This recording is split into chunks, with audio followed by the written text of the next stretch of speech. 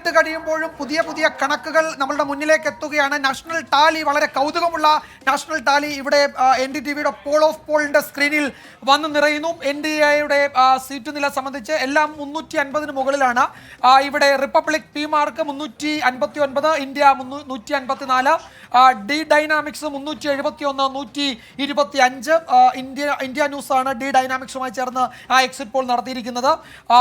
ജൻ കി ബാത്ത് 362 മുതൽ 392 വരെ NDAക്ക്, 141 മുതൽ 161 വരെ ഇന്ത്യ സഖ്യത്തിന്, മറ്റുള്ളവർക്ക് പരമാവധി 20 വരെ. ന്യൂസ് നേഷൻ അതാണ് ഏറ്റവും പുതുതായി വന്നത്, 142 മുതൽ 378 വരെ NDAക്ക്, 153 മുതൽ 169 വരെ ഇന്ത്യ സഖ്യത്തിന്. റിപ്പബ്ലിക് ഭാരത് 353 മുതൽ 368 വരെ NDAക്ക്, ഇന്ത്യ സഖ്യത്തിന് 118 മുതൽ 120 വരെ. Republic TV P mark 350. ഏതാണ്ട് 4-5 ദേശീയ കണക്കുകൾ നാഷണൽ ടാലി ഇതിനോടകം നമ്മളുടെ മുന്നിൽ വന്നിട്ടുണ്ട്. അതിലൊട്ടുമിക്കതും 350 മുകളിൽ എന്ന് വെച്ചാൽ 392 വരെ NDAയുടെ നാഷണൽ ടാലി പറയുന്നുണ്ട്. BJPയുടെ സ്കോർ കാർഡ് എത്രയെന്ന് നമുക്ക് അറിയേണ്ടതുണ്ട്, കോൺഗ്രസിന്റെ എത്രയെന്ന് അറിയേണ്ടതുണ്ട്. ഓരോ സംസ്ഥാനങ്ങളിലേക്കുള്ള കണക്കുകൾ കൂടിയാണ് പറയുന്നത്. കേരളത്തിന്റെ കാര്യത്തിൽ വ്യത്യസ്തമായ എന്ന് വെച്ചാൽ UDFന് ഒരു ആധിപത്യമുണ്ട് കേരളത്തിൽ എന്നതാണ് ഇതുവരെ വന്ന എല്ലാ എക്സിറ്റ് പോളുകളും പറയുന്നത്. ഒപ്പം BJP അക്കൗണ്ട് തുറക്കും 1 മുതൽ 3 വരെ എന്നത് പലരും പറയുന്നുണ്ട്.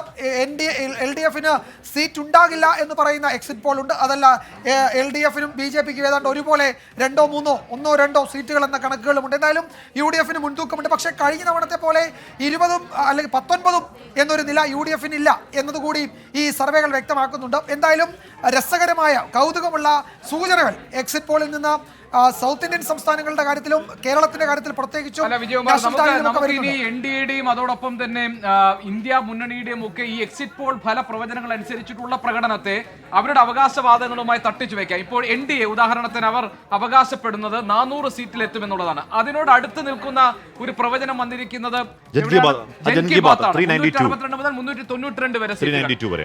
അപ്പോ വിജയകുമാർ, ഈ ഇന്ത്യ മുന്നണിയുടെ ആഗ്രഹം അനുസരിച്ചിട്ടുള്ള ഒരു മുന്നേറ്റം ഏതെങ്കിലും ഒരു എക്സിറ്റ് പോൾ ഫല പ്രവചനങ്ങളിൽ ഉണ്ടോ? ഇല്ല അങ്ങനെ ഒരു മുന്നേറ്റം ഉണ്ടാക്കാൻ കഴിഞ്ഞിട്ടില്ല. മല്ലികാർജ്ജുൻ ഖാർഗെ പറഞ്ഞ 295 പ്ലസിന്റെ അടുത്ത് പോലും വരുന്ന ഒരൊറ്റ സർവേ ഇതിനുണ്ടായിട്ടില്ല. പക്ഷേ ഹാഷ്മി, നമ്മൾ എങ്ങനെ പറയുമ്പോഴും ഇപ്പോൾ ബീഹാറിൽ വലിയ മുന്നേറ്റം ഉണ്ടാക്കാൻ കഴിഞ്ഞിട്ടില്ലെങ്കിലും അവർക്ക് അവരുടെ നില മെച്ചപ്പെടുത്താൻ കഴിഞ്ഞിട്ടുണ്ട്. RJD കോൺഗ്രസിന് മഹാരാഷ്ട്രയിലും അവരുടെ നില മെച്ചപ്പെടുത്താൻ കഴിഞ്ഞിട്ടുണ്ട്. കർണാടകയിൽ കുറച്ച് മുന്നോട്ട് പോകാൻ കഴിഞ്ഞിട്ടുണ്ട് സഖ്യത്തിന്. പക്ഷേ അത് BJPയെ ആകെ പ്രതിരോധിക്കുന്നതിലേക്ക് അവർക്ക് ജയിക്കാൻ കഴിഞ്ഞിട്ടില്ല എന്നുള്ളതാണ്. ആക്സിസ് മൈൻഡിയുടെ ജാർഖണ്ഡിലെ കണക്കുകൾ വരുന്നുണ്ട്. NDAക്ക് 8 മുതൽ 10 സീറ്റ് വരെയാണ് അവിടെ പറയുന്നത്. അതായത് 2 സീറ്റുകൾ കുറവാണ്. ഇന്ത്യ സഖ്യത്തിന് 4 മുതൽ 6 സീറ്റ് വരെ എന്ന് പറഞ്ഞാൽ 2 സീറ്റുകൾ കൂടിയേക്കാം എന്നുള്ളതാണ് ജാർഖണ്ഡിലെ കണക്ക്. 50%, 40% ഇന്ത്യ സഖ്യത്തിനാണ് വോട്ട് ഷെയർ. ഒരു ആക്സിസ് മൈ ഇന്ത്യ എന്ന് പറയുന്ന ഒരു പക്ഷേ കഴിഞ്ഞ 2 തവണയും ഏതാണ്ട് കൃത്യമായി തന്നെ കാര്യങ്ങൾ പ്രെഡിക്റ്റ് ചെയ്ത് ആക്സിസ് മൈ ഇന്ത്യ ഓരോരോ സംസ്ഥാനങ്ങൾ കഴിഞ്ഞിങ്ങനെ വരുന്നതേ ഉള്ളൂ. 543 സീറ്റുകളിൽ അവർ ഇതുവരെ സൂചന പറയുന്നത് 141 സീറ്റാണ്. എന്താണ് ഈ കണക്കുകൾ ഒരു ഷോക്ക് വേവിന് തുടക്കമിടും എന്ന മുഖവരിലാണ് സന്ദേശമായി അത് അവതരിപ്പിച്ചു കൊടുക്കുന്നത്. ഇന്ത്യ അതിൽ NDA 64 മുതൽ 75 സീറ്റ്, എന്നാൽ 141 64 മുതൽ 75 വരെ NDA, 65 മുതൽ 78 വരെ ഇന്ത്യ സഖ്യം, മറ്റുള്ളവർ 5 എന്ന് പറഞ്ഞാൽ അത് ഹിന്ദി ഹൃദയഭൂമിയിലേക്ക് ഉത്തരേന്ത്യയിലേക്ക് പോകുന്നത്. PP ജെയിംസ്, ഇവിടെ നമ്മൾ കേരളത്തിന്റെ സാഹചര്യം പരിശോധിക്കുകയാണെങ്കിൽ LDFന് 0 മുതൽ ആണ് ആ സീറ്റുകൾ കൊടുക്കുന്നത്. അതായത് ഒരു സീറ്റും കിട്ടില്ല എന്നുള്ള ഒരു എക്സിറ്റ് പോൾ പ്രവചനം പോലും വരുന്നുണ്ട്. അങ്ങനെയാണെങ്കിൽ അതിനുള്ള സാധ്യതയില്ല എന്നാണ് താങ്കൾ നേരത്തെ പറഞ്ഞത്. അങ്ങനെയാണെങ്കിൽ അതിന്റെ പശ്ചാത്തലത്തിൽ, അതിന്റെ വെളിച്ചത്തിൽ ദക്ഷിണേന്ത്യയിൽ നിന്ന് വരുന്ന ഈ എക്സിറ്റ് പോൾ ഫലപ്രവചനങ്ങൾ തെറ്റാനിടയുണ്ട് എന്ന് നമുക്ക് പറയാൻ കഴിയുമോ? അതായത് LDFന് ഒരു സീറ്റ് പോലും പ്രവചിക്കപ്പെടാത്ത ഒരു എക്സിറ്റ് പോൾ ഫലപ്രവചനം തെറ്റാകുമെങ്കിൽ അത് ദക്ഷിണേന്ത്യയിൽ ആകെ തെറ്റാൻ സാധ്യതയുണ്ടെന്ന് പറയാൻ പറ്റുമോ? എന്ന് പറഞ്ഞാൽ ആക്സിസ് മൈ ഇന്ത്യ ജെയിംസ് 2 മുതൽ 3 സീറ്റുകൾ പറയാണ്. കുറച്ചുകൂടി കർണാടകത്തിൽ കഴിഞ്ഞ കോൺഗ്രസ് സർക്കാർ നിയമസഭയിൽ വരും, അധികാരത്തിൽ വരുമെന്ന് പല സർവേകളിലും പറഞ്ഞിരുന്നില്ല. അപ്പോൾ എക്സിറ്റ് പോള് പറയുന്നത് അതുപോലെ വേദവാക്യമായിട്ട് എടുക്കേണ്ട കാര്യമില്ല. കാരണം LDFന് ഒരു സീറ്റും കിട്ടാതെ BJP മാത്രം വിജയിക്കുമെന്ന് പറയുന്നൊരു വാദത്തോട് യോജിക്കുന്നില്ല. പക്ഷേ നേരത്തെ പറഞ്ഞ പോലെ തൃശ്ശൂരിലും തിരുവനന്തപുരത്തും കടുത്ത പോരാട്ടം കാഴ്ചവെക്കാൻ BJPക്ക് കഴിഞ്ഞിട്ടുണ്ട്. അതുകൊണ്ടുകൂടിയായിരിക്കാം കഴിഞ്ഞ തവണയും 2 സീറ്റ് BJPക്ക് ലഭിക്കുമെന്ന് നാഷണൽ സർവേ പറഞ്ഞിരുന്നു. അപ്പോൾ കേരളത്തെക്കുറിച്ചുള്ള നാഷണൽ സർവേകൾ പൊതുവേ ശരിയാവുമെങ്കിലും കൃത്യമായി 1 സീറ്റ് 2 സീറ്റ് എന്ന് പറയുന്നിടത്ത് തെറ്റാനുള്ള സാധ്യത തള്ളിക്കളഞ്ഞുകൂടാ. പക്ഷേ UDF അനുകൂല ട്രെൻഡ്, ഒരു തരംഗം കേരളത്തിലുണ്ടെന്ന് എല്ലാ സർവേകളിലും പറയുന്നു. നമ്മൾ നേരത്തെ നടത്തിയ സർവേയിലും ഏതാണ്ട് UDFന് വലിയൊരു മേധാവിത്വം നമ്മൾ പ്രവചിച്ചിരുന്നു. പ്രത്യേകിച്ച് ഒരു ഭരണവിരുദ്ധ വികാരമുണ്ടെന്നും ഒപ്പം തന്നെ ന്യൂനപക്ഷങ്ങളുടെ ഒരു കൺസോൾട്ടേഷനൊക്കെ നമ്മുടെ സർവേകളിൽ കണ്ടിരുന്നതാണ്. അപ്പോൾ അതുകൊണ്ട് UDF ഒരു അപ്പർ ഹാൻഡ് വളരെ ശക്തമായിട്ടുണ്ട്. പക്ഷേ താമര വിരിയുമോ എന്ന് കാണേണ്ട കാര്യമാണ്. കഴിഞ്ഞ തവണയും താമര വിരിയുമെന്ന് പറഞ്ഞ് വിരിഞ്ഞില്ല. അപ്പോൾ അതുകൊണ്ട് ഇപ്പോഴത്തെ ABPയുടെ സർവേയിൽ പറയുന്നത് സുരേഷ് ഗോപി തൃശ്ശൂരിൽ ജയിക്കുമെന്നുള്ളൊരു റിപ്പോർട്ട് വന്നിട്ടുണ്ട്. അത് എത്രമാത്രം ശരിയെന്ന് നമുക്ക് പറയാറായിട്ടില്ല. കാരണം എക്സിറ്റ് പോൾ കഴിഞ്ഞ് 3 ദിവസം കഴിയുമ്പോൾ എണ്ണാൻ പോവുകയാണ്. അതുകൊണ്ട് ഒരു പ്രവചനം നടത്തുന്നത് ശരിയല്ല. പി ജെയിംസ്, TV9 അതായത് ABPയും TV9ഉം തൃശ്ശൂരിൽ BJPയുടെ വിജയം പ്രഡിക്റ്റ് ചെയ്യുന്നുണ്ട്. തന്നെയല്ല, ഞാൻ നേരത്തെ ഒരു ഘട്ടത്തിൽ പറഞ്ഞു, അവിടെ കഴിഞ്ഞ 2019 കണക്കും ഈ കണക്കും തമ്മിലുള്ള ഒരു വ്യത്യാസം 2019 0 to 1 ആണ് BJPക്ക് എല്ലാ സർവേകളും പറഞ്ഞത്.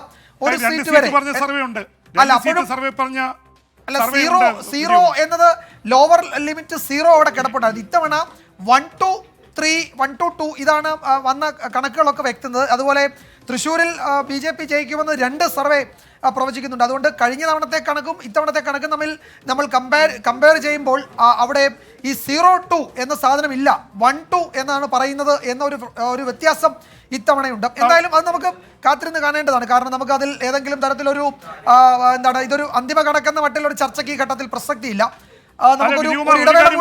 ശരിയാണ് വിജയകുമാർ, ഒരു കാര്യം വളരെ ശരിയായിട്ടുള്ള കാര്യമാണ്. BJP 2019 ഉള്ള നിലയേക്കാൾ നന്നായി മെച്ചപ്പെടുത്തിയിട്ടുണ്ട്. അതുകൊണ്ടാണല്ലോ തൃശ്ശൂരിലും തിരുവനന്തപുരത്തും കട്ടയ്ക്ക് കട്ട എന്നുള്ള രീതിയിൽ പോരാട്ടം നൽകാൻ അവർക്ക് കഴിഞ്ഞത്. അപ്പം അതുകൊണ്ട് ഈ പറഞ്ഞ പോലെ 1 മുതൽ 3 വരെ ഇല്ലെങ്കിലും ഒരു സീറ്റ് നേടാനുള്ള സാധ്യതയൊന്നും തള്ളിക്കളയാനാവില്ല. പ്രത്യേകിച്ച് തൃശ്ശൂരാണ്. ഞാൻ അങ്ങനെ ഒരു സാധ്യത ഞാൻ തൃശ്ശൂർക്കാരനാണ്, തൃശ്ശൂരിൽ പോയിരുന്നതാണ്. പല മേഖലകളിലും എന്നെ സർപ്രൈസിംഗ് ആയിട്ട് സുരേഷ് അതായത് പിന്നെ TV9ഉം ABPയും പോലെ PP ജെയിംസും തൃശ്ശൂരിൽ BJPയുടെ ജയം പ്രവചിക്കുകയാണോ എന്ന് ഞാൻ പ്രവചിച്ചില്ല. ഞാൻ കണ്ട ഒരു ഇത് പറഞ്ഞതാണ്. ഒരിക്കലും BJP ജയിക്കുന്നൊന്നും ഞാൻ പറഞ്ഞിട്ടില്ല. ആ നാട്ടിൽ കണ്ട ഒരു സർപ്രൈസിംഗ് ആയിട്ടുള്ള ഒരു മുന്നേറ്റം BJPക്ക്. ഒരുപക്ഷെ BJP അങ്ങനെ മുന്നേറിയാൽ വേറെ സ്ഥാനാർത്ഥികൾ, ഇപ്പൊ ഉദാഹരണത്തിന് കോൺഗ്രസിന്റെ വോട്ട് നമുക്ക് വിശദമായി പരിശോധിക്കാം. വിധി ദിനത്തിൽ 24 മാജിക് ജൂൺ 4 ചൊവ്വാഴ്ച രാവിലെ 5 മണി മുതൽ 24-ൽ.